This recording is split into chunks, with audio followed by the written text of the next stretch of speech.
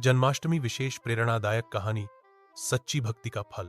गणेशराम, किसान, संघर्षों से जूझता, भगवान भरोसे फसले, और जब होती तो कभी ज्यादा कभी कम।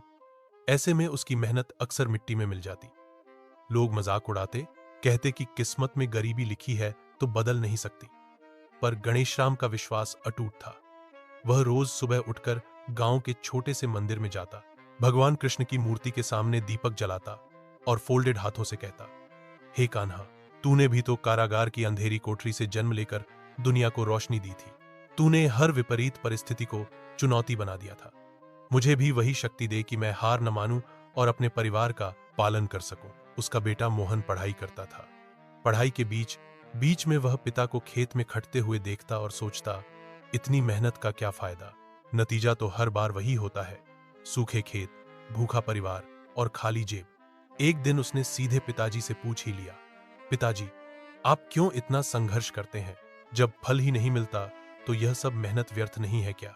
गणेशराम ने मुस्कुराकर बेटे के सिर पर हाथ रखा और बोले, बेटा, कृष्ण ने गीता में कहा है कि हमारा अधिकार केवल कर्म पर है, फल पर नहीं। हम मेहनत करेंगे पर परिणाम ईश्वर पर छोड़ देंगे। अगर हम फल की चिंता करते रहे तो कभी काम ही नहीं कर पाएंगे। जो बोना है बोते जाओ, काटना भगवान के हाथ में है। मोहन को यह बात समझ में नहीं आई। उसे लगता कि पिता केवल खुद को दिलासा देते हैं, पर वह पिता का आदर करता था, इसीलिए चुप हो जाता। गांव में जन्माष्टमी की तैयारियां शुरू हो चुकी थी। मंदिर में झालरें लग रही थीं, बच्चे झांकियां तैयार कर रहे थे। दही हांडी की प्रतियोगिता का जोश अलग ही था। हर घर में उत्साह था। गणेशराम ने बेटे से कहा, मोहन, इस बार मैं चाहता हूं कि हम मंदिर में प्रसाद चढ़ाएं। हमारी पहली फसल के दाने मैं भगवान को अर्पित करना चाहता हूं। मोहन चौंक गया। उसने कहा, पिताजी, फसल तो बहुत ही कम है।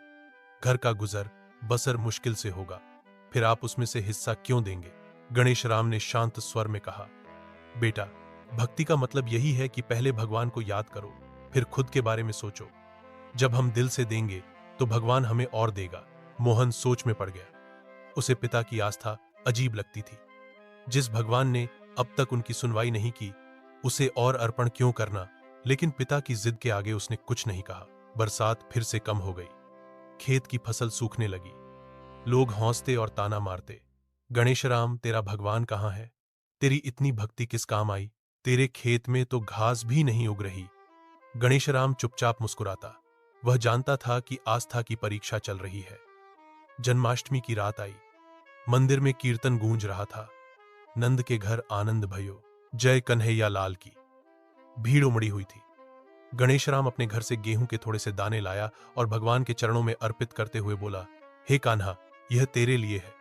चाहे मेरे घर में भोजन न बचे, पर तुझे खाली हाथ नहीं लौटाऊंगा। मोहन की आंखें पिता पर टिकी थीं। वह सोच रहा था कि क्या यह आस्था पागलपन है या कोई गहरी सच्चाई।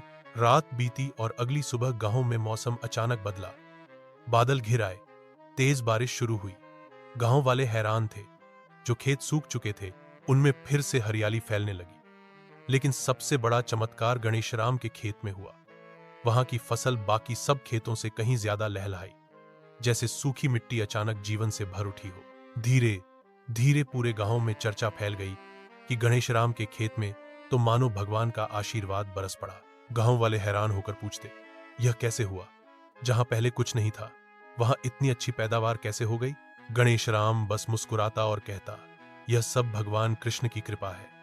जब हम सच्चे दिल से कर्म करते हैं और उस पर विश्वास रखते हैं तो भगवान हमारी मेहनत को व्यर्थ नहीं जाने देते। मोहन की आंखों में आंसू आ गए। उसने पिता के चरणों में सिर रखकर कहा, पिताजी, आज मुझे समझ आया कि भक्ति और कर्म मिलकर ही जीवन को सफल बनाते हैं। अगर हम केवल शिकायत करें और हार मान लें तो जीवन यूं ही निकल जाएगा।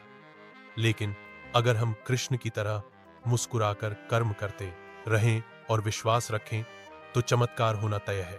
गांव के लोग जो पहले मजाक उड़ाते थे, अब गणेशराम से प्रेरणा लेने लगे। हर कोई कहता, गणेशराम की आस्था ने हमें सिखाया कि असली पूजा मेहनत और विश्वास है। जन्माष्टमी के उस साल का उत्सव गांव में सबसे खास बन गया। लोग घंटों भक्ति में डूबे, बच्चों को सच्ची भेंट की कहानी सुनाई तो बदले में हमें कई गुना अधिक मिलता है। मोहन अब हर जन्माष्टमी पर अपने साथियों से यही कहता, अगर जीवन में कठिनाई हो, मुस्कुराओ, कर्म करो, सफलता पाओ। गणेशराम की भक्ति अमर है। If you like this video, please comments like and sunshine. Thanks for watching.